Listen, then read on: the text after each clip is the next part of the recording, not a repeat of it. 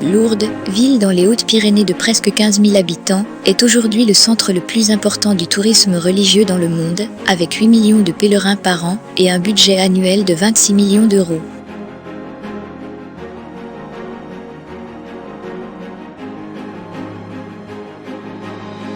À l'aéroport de Lourdes arrive une moyenne de 28 000 personnes le week-end.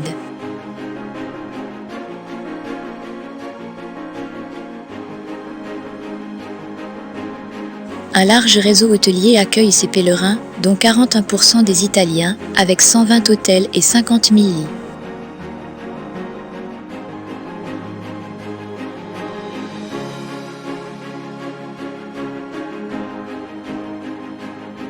Les rues de Lourdes sont toujours noires de monde et de magasins, où les pèlerins peuvent acquérir les souvenirs qui seront bénis plus tard par les prêtres de leur paroisse.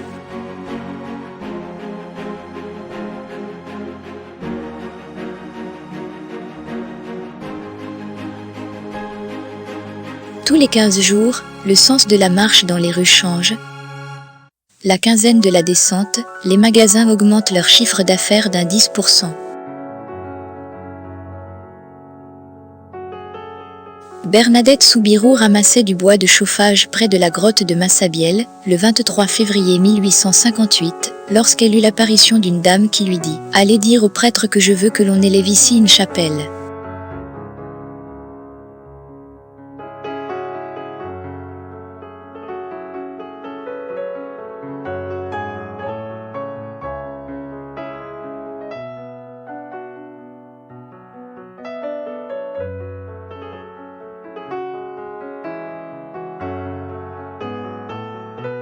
Pourquoi aller à Lourdes? Pour guérir car, à Lourdes, en plus de se ressourcer spirituellement, le système nerveux se fortifie. La nationalité ou le type de maladie n'ont jamais été un obstacle pour recevoir la grâce de la guérison.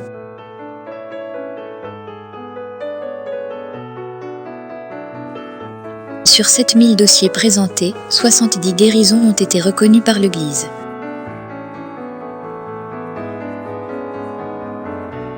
À Lourdes, il se passe de belles choses, car les pèlerins arrivent à Lourdes avec cet espoir de se sentir mieux, d'éprouver la joie lors de la rencontre avec Marie dans la prière et de se confier à elle comme l'a fait Bernadette en 1858.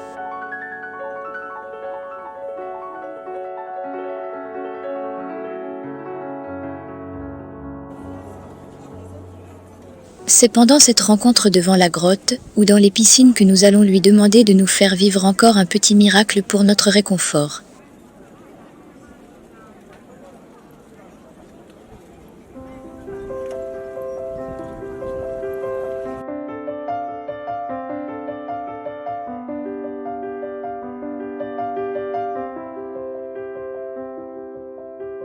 Mais les personnes malades ou en situation de handicap sont aussi des pèlerins encadrés par les associations hospitalières, dans un projet parfaitement organisé s'appuyant sur la confiance, le dynamisme et le savoir-faire de ces jeunes bénévoles hospitaliers au service des pèlerinages.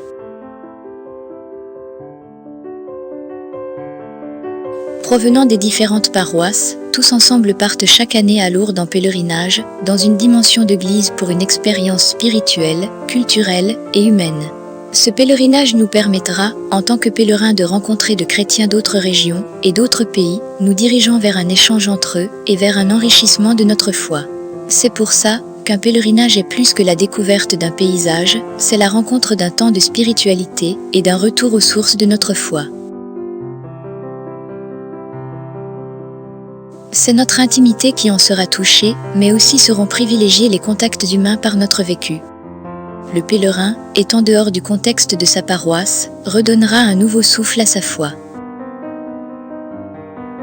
La cité mariale nous offre une expérience très féconde, pas seulement à cause de la grandeur des lieux, mais aussi par les milliers de personnes qui s'y rassemblent dans les processions, par la richesse des sanctuaires, par la magie du site.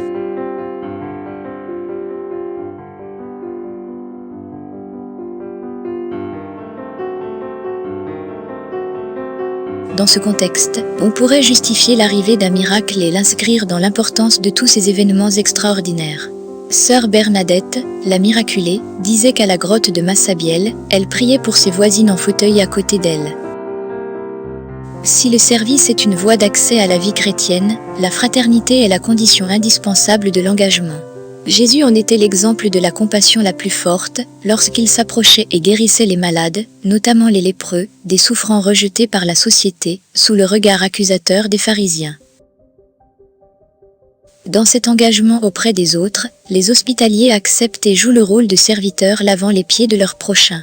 La mission que le Seigneur nous donne est de vivre en serviteur en nous donnant complètement pour remémorer fidèlement le message de Jésus. Les pèlerins sont accompagnés par une équipe médicale composée de médecins actifs et retraités, de pharmaciens et d'infirmiers.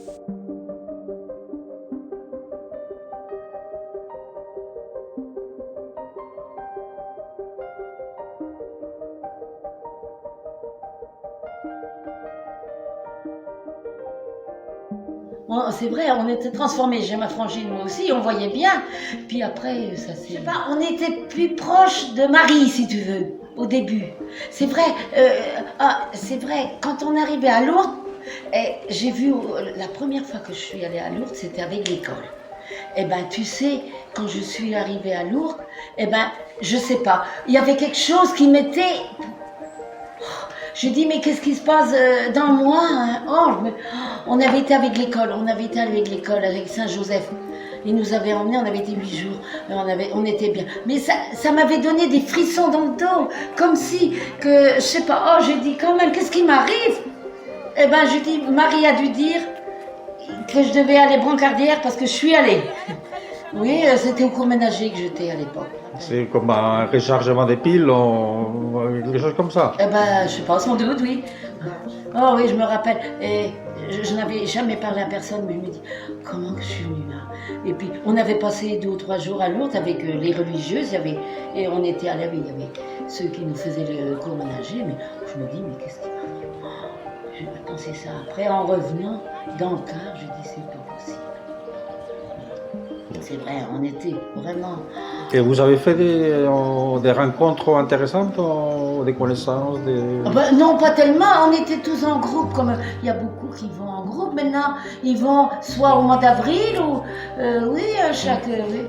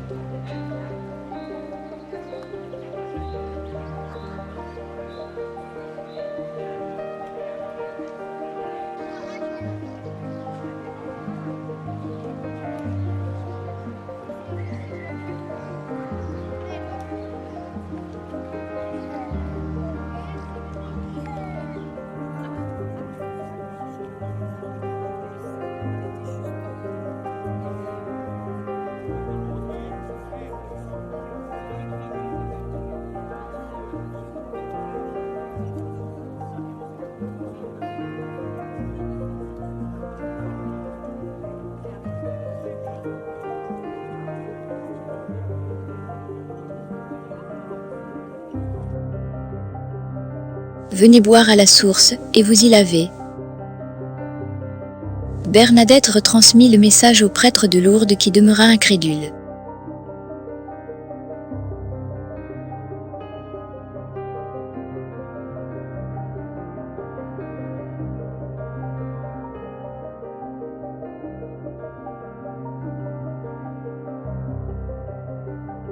Le lendemain, 24 février, Bernadette retourna à la grotte où la dame lui dit de prier pour les pécheurs et m'a commandé de monter jusqu'au fond de la grotte.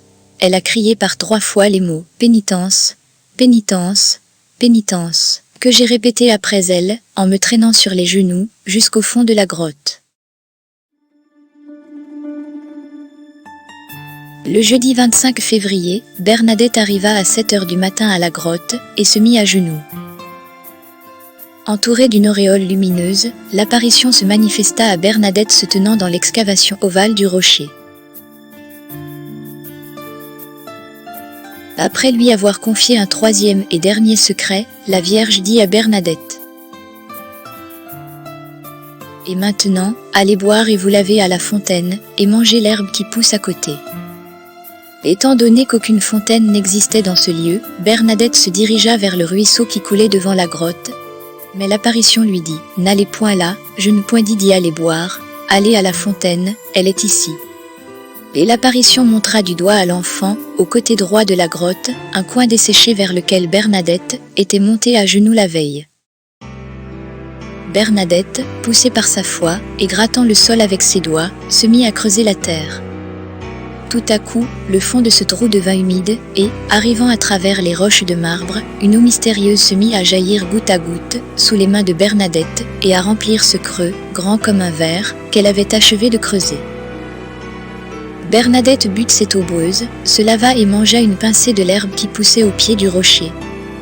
En ce moment, l'eau de la source franchit les bords du petit trou creusé par la petite fille, et se mit à couler en un mince filet vers la foule qui se massait devant la grotte. Dès que Bernadette fut sortie de l'extase, tout le monde se précipita vers la grotte. Chacun voulait voir de ses yeux le creux où l'eau avait surgi, sous la main de l'enfant. Chacun voulait y plonger son mouchoir et emporter une goutte à ses lèvres, de sorte que cette source naissante agrandissait peu à peu le petit réservoir et prit bientôt l'aspect d'une flaque de boue liquide. La source devenait de plus en plus abondante et grandissait à vue d'œil. Le jaillissement augmentait de volume, et le lendemain il était déjà considérable. Au bout de quelques jours, il avait atteint son plein développement, tel qu'il est aujourd'hui, où la source débite plus de 20 000 litres d'eau par jour. Le premier à guérir d'un œil malade fut le mineur Louis Bourriette, et ensuite plusieurs habitants de Lourdes guérirent de manière instantanée par l'eau de la grotte. La population réagit avec un grand enthousiasme et reconnaissance, et les gens chantaient des cantiques d'action de grâce. La foule entonnait des litanies de la Sainte Vierge, apportait des cierges et la grotte restait éclairée la nuit, avec les lueurs des cierges. Le 25 mars, fête de l'Annonciation, le jour où l'ange Gabriel était venu annoncer à Marie qu'elle serait mère de Dieu, Bernadette demanda à la dame plusieurs fois son nom. « Voulez-vous me dire qui vous êtes et quel est votre nom ?» Ouvrant les bras et les tendant vers le sol, l'apparition dit « Je suis l'Immaculée Conception ». Bernadette répéta ces mêmes mots à la foule qui soudain fut bouleversée, éprouva un saisissement indéfinissable et un enthousiasme indescriptible tombant tous à genoux. Si l'eau de Lourdes est tout à fait normale du point de vue minéralogique et microbiologique et n'a pas de caractéristiques particulières, elle représente, pour ceux qui viennent en pèlerinage, le symbole de la purification. Non seulement pour les miracles qui lui ont été attribués, mais aussi pour la signification que la Vierge lui a donnée lors de ses apparitions à Bernadette. Cette eau est un moyen de guérisons extraordinaires et inexplicables, des miracles qui ont rendu Lourdes célèbre, et aussi un instrument indiqué pour la Vierge pour se purifier des péchés. On la boit, et on se lave les mains avec. La Vierge Marie avait donné quelques ordres à Bernadette. Prier pour les pécheurs, faire pénitence. Je veux qu'on y vienne en procession. Eh bien, elle commence à enlever ses sabots pour pouvoir traverser ce petit ruisseau et rejoindre les 2 autres filles dans la grotte. Et elle entend un coup de vent. Rien ne bouge. Alors, elle continue à enlever ses bas, ses chaussettes. 2e coup de vent. Et rien ne bouge. Puis elle aperçoit au creux du rocher, 4,50 m au-dessus du sol, une dame. Vêtue de blanc avec une ceinture bleue, une rouge jaune sur chaque pied, comme montre la statue qu'on a mis maintenant à cet endroit. Bernadette a peur.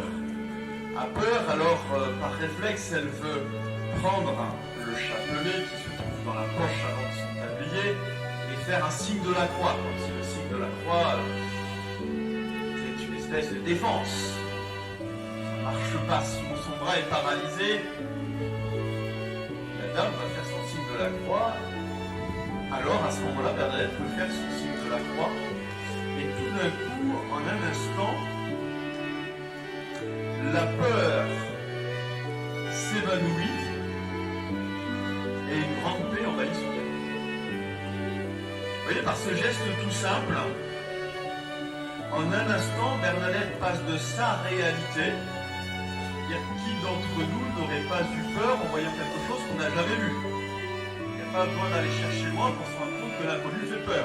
Parfois, il suffit le programme de demain pour nous faire peur. Parfois, c'est l'an prochain, qu'est-ce que je vais devenir?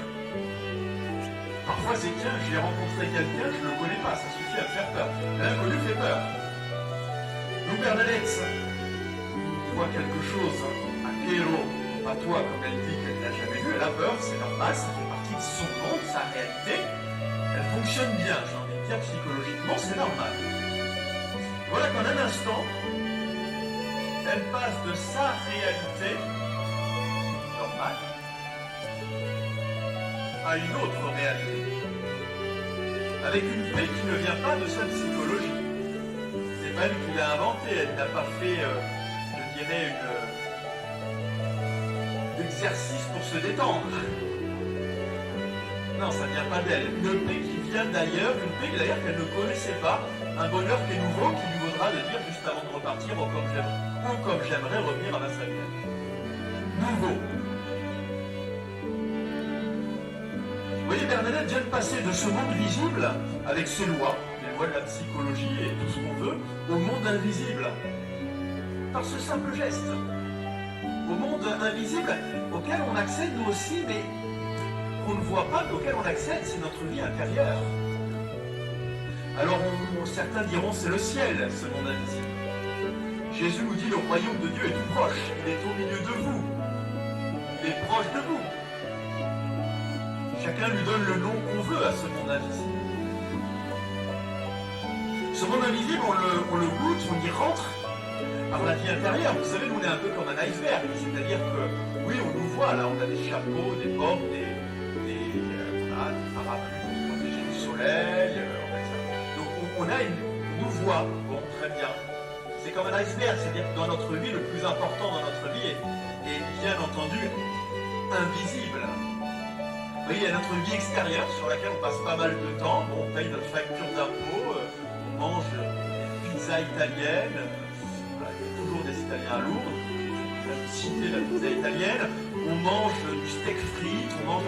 Voilà, donc on a notre vie extérieure, d'ailleurs, même les moyens de communication aujourd'hui, on passe, vous voyez, la moyenne, c'est passer 7 heures sur un écran par jour.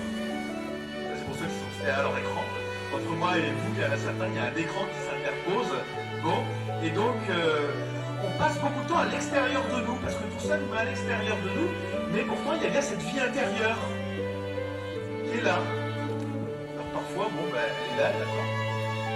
Il y a cette vie intérieure, et vous savez, il y a pendant une des apparitions, au milieu de la série des apparitions, la dame va dire cette parole terrible, surtout on ne fait pas de conférence là-dessus, parce que ça ennuie un peu les gens, c'est pénitence, pénitence, pénitence. Donc c'est pas, vous voyez, l'apparition la plus drôle de la Terre, hein, pénitence, pénitence, pénitence.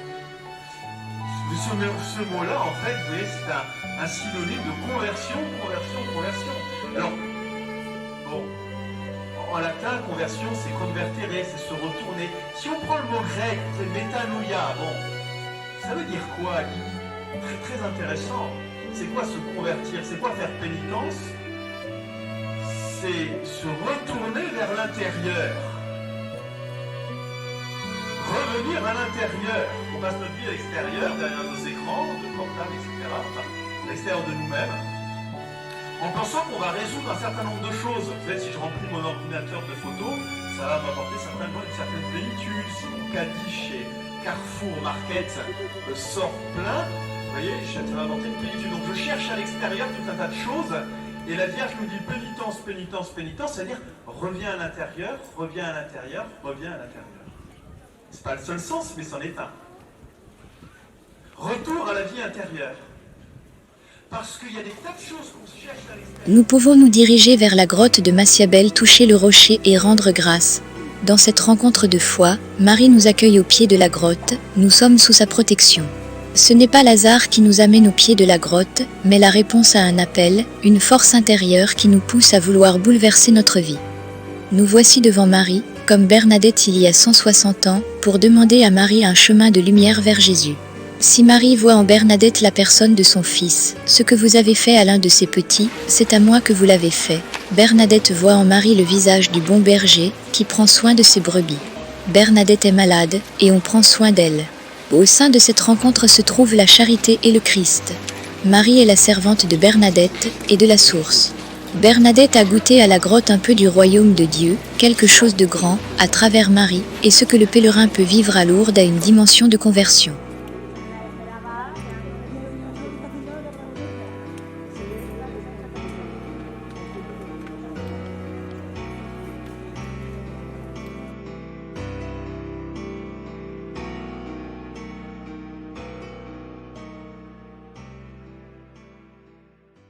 Je suis jeune hospitalier de Massy, parce que la première fois c'était en 2017 que je suis parti à Lourdes.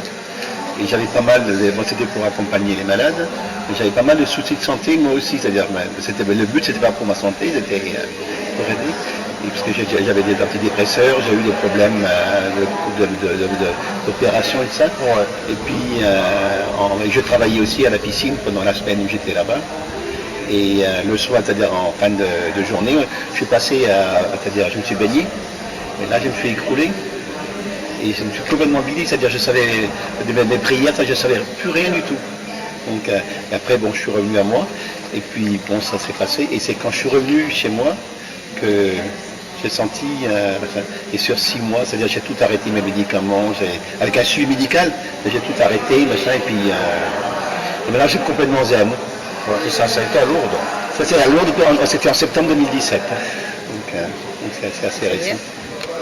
Et du coup, c'est parce que bon, j'étais tout nouveau, et puis l'an dernier, il y a eu, parce que bon, c'était le président, maintenant il était trésorier, donc il cherchait un trésorier, comme moi j'ai travaillé en comptabilité pendant 40 ans, donc il y a l'ancien président qui m'appelle pour me demander, et du coup, j'ai accepté.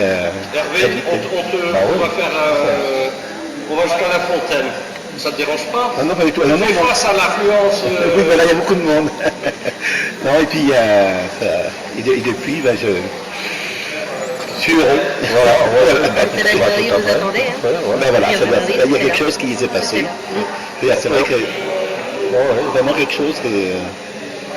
D'ailleurs, j'y vais maintenant, parce que là, dans 15 jours, le 11, c'est-à-dire j'y vais 2 fois par an, parce qu'on peut aller en stage, c'est-à-dire sur Lourdes pendant une semaine, et se mettre à disposition du sanctuaire pour aider, c'est-à-dire chercher les malades à la gare, ou bien à la piscine, ou puis pour régulariser au niveau des cérémonies, surveiller la grotte, ainsi de suite. Donc là, on est 24 du département à y aller tous les ans. Là, j'étais l'an dernier, et là maintenant j'ai l'intention d'aller 2 fois par an à Lourdes.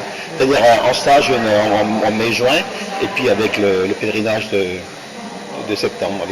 Bon, j'étais parti là-bas, bon machin, mais mon intention c'était pas pour moi, c'était plus... j'avais des soucis à ce moment-là, mais c'était pas le but premier et puis... Et il n'y avait pas de solution médicale? Ah si, mais j'étais en médicaments, c'est-à-dire j'avais 12 antidépresseurs dans la journée. Ouais. Ah oui, c'est-à-dire j'étais en... Oui, mais c'était des antidépresseurs, voilà. J'en avais, et du coup, maintenant, j'en ai plus du tout.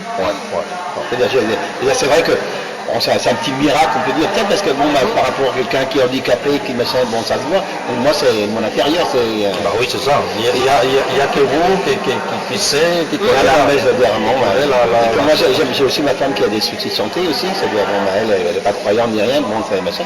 Et depuis, parce qu'elle est schizophrène, donc c'est pas top non plus. Et depuis, c'est-à-dire, on s'entend beaucoup mieux. C'est vraiment les enfants, c'est-à-dire, parce que j'ai 2 filles, elles ne reviennent pas, c'est... Qu'est-ce qui t'arrive pas, c'est-à-dire, bon, je sais pas, ça dit rien. C'est beau, hein? Non, c'est-à-dire, depuis parce que là, bon, c'est vrai que ça... Parce que de toute façon, je suis toujours suivi par un médecin, c'est-à-dire, je suis suivi avec un psychiatre depuis 2003, le même d'ailleurs, sur Cendrillon, ou à Fignac. Et je vais le voir tous les 2 mois. C'est-à-dire, il fait plus d'ordonnance, c'est-à-dire il fait plus d'ordonnance, c'est-à-dire machin, mais je vais le voir quand même. Bon, ouais. Voilà, c'est ça, pour parler, pour le médecin.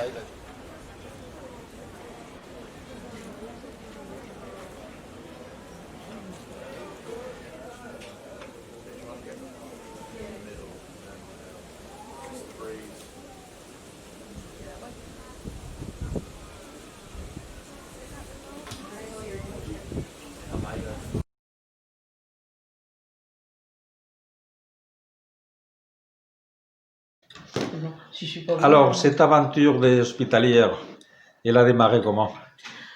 Ben, elle a démarré, il cherchait des hospitaliers, et puis je vois Dominique Caro, c'était à peu près par lui qu'on avait dû aller, comme on connaissait très bien sa maman, on a gardé un bon souvenir avec elle, et puis on est allé avec des gens de Plougna, et Langa allait beaucoup de gens de Langa allaient avec nous, et puis c'était vraiment sympa, on a eu du beau... Ouais, ouais, et même de la famille qui sont allés aussi, une cousine et un cousin, on est allés, c'est un peu eux qui nous ont poussé un petit peu, qui m'ont poussé avec ma frangine, bon ben, dans les années 80.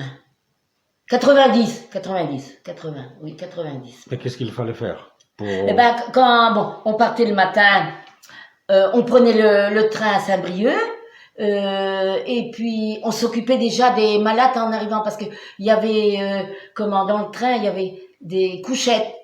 Alors on partait le matin vers 8h et on arrivait le soir avec le train à Lourdes. Il y avait des cars qui venaient spéciaux, enfin des cars qui venaient les chercher et les emmenaient à l'hôpital de Lourdes. Et après on les suivait, nous on revenait aussi avec un car et on allait nos salles, on savait, on nous dirigeait où c'est qu'étaient les salles et on allait les coucher. Je sais pas, hein, mais on était nombreux comme hospitaliers. Hein. Ça, il faudrait vous renseigner à des personnes qui savent mieux que moi parce que je peux pas vous dire. Hein. Mais on était assez nombreux. Hein. Et puis quand on arrivait à Lourdes, les lendemains, on essayait de côtoyer avec ceux qu'on avait vus les années avant, on discutait. Ah oui, c'était bien. Le matin, comme je vous dis, on arrivait à 6h30. Et on allait dans les salles, on s'occupait des malades, on faisait la toilette, on faisait les lits, on donnait je sais pas trop si, enfin, faut pas que je dise, je sais pas trop si on faisait pas un peu de ménage aussi. Ça arrivait parce que ça pouvait arriver des fois, on était obligé de prendre la serpillière. Et donc, quand 9h arrivait, 9h30, fallait descendre les malades en bas, pour les envoyer à la messe, soit à la basilique souterraine et donc on revenait, il y en avait qui avaient besoin de monter dans leur chambre, on allait et puis midi arrivait, on les envoyait au réfectoire en bas et nous on allait manger après un petit peu, on discutait et puis tout et puis après on les emmenait, il y avait c'était pas l'évêque mais enfin on les emmenait sur la place le soir, Monique, on les emmenait, il y avait quelque chose après-midi. Sur l'esplanade? Oui, on les emmenait et il y avait quelque chose et on faisait le tour et je me rappelle plus comment que c'était trop. Et le soir, on allait au flambeau. Après qu'ils avaient mangé, puis nous, on venait les chercher et on se couchait pas beaucoup avant 11h30 minuit parce que nous, on était une bonne équipe, alors avant de rentrer. Et après, le lendemain, mais on se réveillait toujours à peu près à la même heure. On était fraîches, on était bien. Vraiment, on a passé, quand on allait, on attendait Lourdes qu'arrivait pour aller, parce qu'on passait un bon séjour. On était une bonne équipe. Hein. Et la visite aux piscines, c'était quand? C'était l'après-midi? Il y en avait qu'aller le matin. Nous, les hospitaliers, on pouvait aller avant de prendre le boulot. Fallait aller très de bonne heure parce que ça commençait. Ou autrement, on allait plutôt le matin. C'était rare qu'on allait le matin. Et l'après-midi, je veux dire. Et la visite à Lourdes en ville? C'était l'avant-dernier jour qu'on devait aller. On emmenait les malades faire leurs courses. Ça devait, ouais. On allait l'après-midi vers 3 heures, on les emmenait, ils faisaient leurs courses. Faire les magasins un peu. Oui, voilà, puis on les ramenait, et puis... oui. Et qu'est-ce qu'ils achetaient? Et beaucoup achetaient des souvenirs, les personnes âgées. Ouais. Des chapelets, Oui, des bouteilles. il achetait des bouteilles en plastique pour mettre de l'eau dedans. Autrement, il y en a qui achetaient des vierges, et puis tout. Ah oui, vraiment. Ouais, Et vous avez visité aussi la maison natale de... On a été chez Bernadette, on a été visiter. Oui, on a été, hein. Mais là, c'était en car. Les premières fois, on allait avec des personnes, mais on en faisait à pied. Pour aller jusqu'à là, et pour revenir, on prenait. Moi, je sais que les premières années que je suis allée, j'ai vu une personne. Elle avait les 2 jambes coupées. Il fallait s'en occuper. Hein. Puis elle était assez costaud. Hein. Oh là. Je sais que ma cousine me dit, tu tombes bien, c'est ta première année. Je dis, écoute, on le prend comme ça. Hein. Je la vois toujours, c'est une personne assez. Et puis, ils ont coupé, elle avait plus de cuisses ni rien, hein, ni les jambes, c'était juste... Elle me dit, ça va t'y aller? Oh, je dis oui. Et puis, c'était le premier jour. Après, ça s'était très bien passé. Elle était contente, la personne, je sais pas. Après, elle m'avait dit merci. Moi, elle me disait, tu t'es bien occupé de moi, hein, parce que, je dis oui, parce que je travaille dans le domaine hospitalier. Je dis, je connais. C'est tout. On n'avait rien dit. Et tous les pèlerins, principalement les handicapés, les malades, ils allaient à la grotte, ils priaient? Il y en a qui voulaient aller à la grotte, on les emmenait, hein. Parce que on les ramenait après la messe le matin, on les ramenait dans leur chambre parce qu'ils avaient besoin. J'ai vu des fois nous dire, je dis l'après-midi, faut se reposer en début d'après-midi. Et l'après-midi, on irait bien à la grotte. On venait les chercher. Hein. Ça, il y avait pas de problème. Hein. Et les moments des quartiers libres? Oui. On a eu un petit peu, oui. Faut pas dire.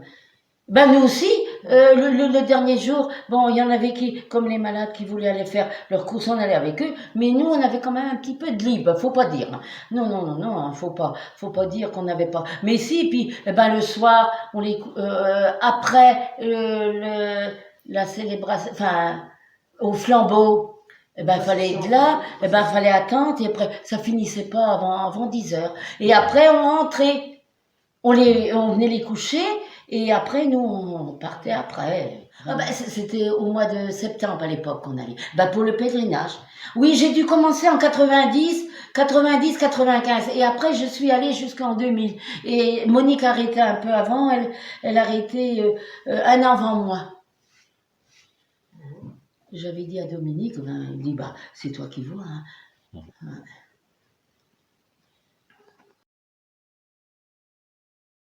La basilique de l'Immaculée Conception est le premier édifice religieux construit à Lourdes. Elle est de style ogival inspiré du XIIIe siècle. La difficile disposition des lieux obligea, contrairement à l'harmonie architecturale habituelle, d'orienter l'entrée vers l'est et le chœur vers l'ouest. Cette basilique fut la chapelle demandée à Bernadette par la Vierge Marie surplombant la grotte de Massabielle. Le 2 mars 1858, jour de la 13e apparition, la Vierge avait demandé à Sainte Bernadette de faire bâtir ici une chapelle. Bernadette transmit cette demande à l'abbé Péramal, curé de Lourdes. Au début incrédule, il fut convaincu le 25 mars, quand Bernadette lui dit que la dame était l'Immaculée Conception. Suite aux événements extraordinaires et miraculeux, Monseigneur Laurence, évêque de Tarbes, acheta pour le diocèse le terrain autour de la grotte de Massabielle. Ensuite, après confirmation de l'Église, l'évêque décida d'ériger un sanctuaire tel que la Vierge avait demandé. Bernadette Soubirous assista le 19 mai 1866, peu avant son départ pour Nevers, à la première messe célébrée par l'évêque dans la crypte. Elle se révéla très vite insuffisante pour recevoir les nombreux fidèles venant en pèlerinage à Lourdes, ce qui décida les autorités ecclésiastiques à lancer la construction de la basilique du Rosaire ou basilique inférieure. 2 raisons poussèrent Monseigneur Langenieux, évêque de Tarbes, à construire en 1883 une nouvelle basilique, la basilique du Rosaire, sur le site de Lourdes. Grâce aux dons provenant de tout le monde, la nouvelle basilique fut terminée en 1889 par l'architecte Léopold Hardy. On y accède par l'esplanade du Rosaire qui peut rassembler 80 000 visiteurs. 2 rampes et des escaliers, à chaque extrémité permettent de gagner la basilique de l'Immaculée Conception en haut. Une première chapelle consacrée à Notre-Dame de Guadalupe, qui est le plus important site marial au Mexique. Ensuite, la chapelle de Sainte Bernadette, mosaïque sur fond doré, où la Vierge est entourée d'anges. Une troisième est dédiée à Saint Pascal Ballon, grand dévot de l'Eucharistie. Les arcades supportent des statues qui encadrent l'entrée vers la basilique. Ce sont Saint Pierre et Saint Paul. Ensuite, distribués sur les grandes rampes se trouvent Saint Martin et Saint Rémy, et Saint Bernard et Saint Jean l'apôtre. Notre-Dame du Rosaire se trouve sur le tympan du portail principal. Une fois à l'intérieur de la basilique du Rosaire, qui peut accueillir jusqu'à 2000 fidèles, nous sommes accueillis les bras ouverts par Notre-Dame de Lourdes, une peinture réalisée sur la coupole. Les pèlerins peuvent réciter le Rosaire grâce au parcours des 15 chapelles réalisées à l'intérieur, chacun des mystères du Rosaire décorés en forme de grandes mosaïques dessinées par l'Italien Giandomenico Facchina d'après les cartons de différents peintres. Autour de la coupole centrale se trouvent 5 chapelles servant à méditer les 15 mystères du Rosaire. Les mystères joyeux représentent l'enfance de Jésus, l'Annonciation, la Visitation, la Nativité, la présentation au Temple et Jésus parmi les docteurs. Les mystères douloureux représentent la passion du Christ, l'agonie au mont des Oliviers, la flagellation, le couronnement d'épines, le portement de la croix et la crucifixion. Les mystères glorieux illustrent la résurrection du Christ, l'ascension et la Pentecôte, l'Assomption de la Vierge et son couronnement. À l'extérieur, sur la façade se trouvent les mystères lumineux distribués en différents espaces. C'est une grande joie de se retrouver dans ce lieu marial, car nous allons vivre des moments intenses et privilégiés.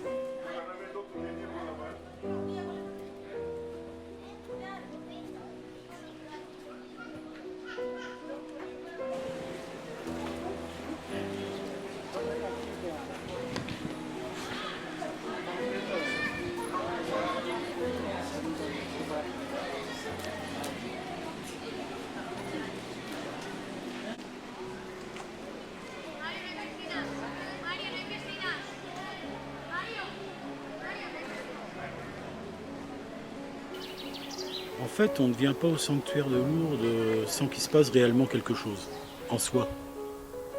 Personnellement, moi je suis venu une fois à Lourdes,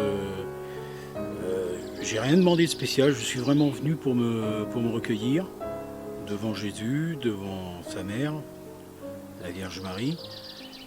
Et j'avais pas une demande de précise à faire, si ce n'est peut-être pour la santé de ma mère, mais elle avait déjà un certain âge. Par contre, on ne repart pas de Lourdes comme on est venu en fait. Je veux dire, je ne veux pas parler de magie, hein, mais il se passe quelque chose quand on est là-bas. Alors je pense qu'il y a la puissance du lieu, c'est quand même un énorme sanctuaire.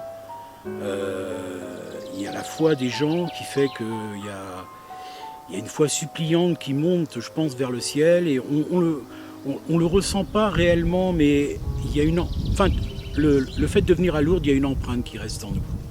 C'est pour ça que je dis, on ne repart pas comme on est venu. On repart avec quelque chose. Même si, je ne veux pas parler de guérison ni rien du tout, mais il se passe quelque chose, quoi. C'est ça que je veux dire. Après, moi, ce qui me désole un peu, c'est de savoir qu'il y a des gens qui, par rapport au coût du déplacement, celui qui habite par exemple dans le nord de la France, ça fait loin, et donc venir à Lourdes, ça a un coût, puisque de toute façon, ça suit le coût de la vie, hein. Donc le trajet, et je pense qu'il y a des gens qui aimeraient bien y venir, mais qui ne peuvent pas venir, parce qu'en fait, ils n'en ont pas les moyens. Alors je tiens à dire à ces gens-là qu'en fait, il n'y a pas que Lourdes, quoi, en France. Il y a d'autres sanctuaires qui évidemment, ils n'ont peut-être pas le même privilège, mais sans vouloir faire de publicité, je pense à Pontmain, je pense à Lisieux, qui apportent aussi quelque chose. Et je vais même aller plus loin, il y a des sanctuaires qui sont pas du tout connus, qui sont uniquement locales. Et voilà, ce qu'il faut savoir, c'est que Dieu, il ne s'adresse pas qu'à des privilégiés, il ne s'adresse pas qu'aux gens qui ont les moyens de venir dans ces sanctuaires. Il s'adresse à toute personne, et Et ceux qui ne peuvent pas venir à Lourdes, bah, s'ils vont dans un sanctuaire marial, même si ce sanctuaire il n'a pas l'étiquette de Lisieux ou l'étiquette de Pontmain, qui sont quand même des sanctuaires reconnus, et ben, à partir du moment où c'est un sanctuaire marial, et si la personne elle peut pas aller à Lourdes, mais qu'elle a une demande à faire à la Vierge Marie, elle sera exaucée autant à Lourdes qu'à côté de chez elle, à partir du moment où c'est un sanctuaire d'église, quoi, un sanctuaire marial. Voilà, c'est ce que j'ai à dire, parce que je pense en fait à ceux qui ne peuvent pas s'y rendre. Et il y a un côté privilège en se disant bah ouais, moi j'ai pu y aller. Mais en fait ceux qui ne peuvent pas s'y rendre, eh ben, faut pas qu'ils désespèrent, même que ce soit pour une maladie physique ou que ce soit une maladie morale, la Vierge, elle va intercéder de la même façon que si vous étiez à Lourdes. Ça j'en suis sûr et certain. Parce que dans la miséricorde divine, ça fonctionne comme ça.